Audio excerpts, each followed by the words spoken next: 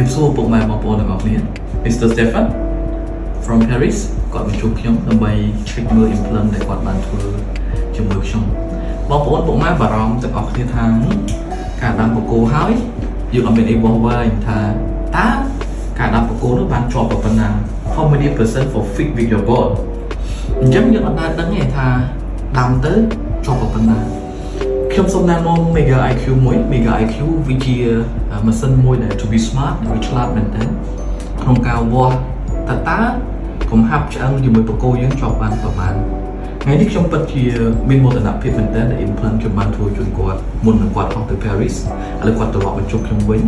ហើយនៅលើឆ្អឹងមួយដែលទន់មែនទែនដូច្នេះហើយពេលដែលយើងវាស់យើងបានលទ្ធផលឃើញទៅដល់97% នៃភាពជាប់របស់បកគោនោះ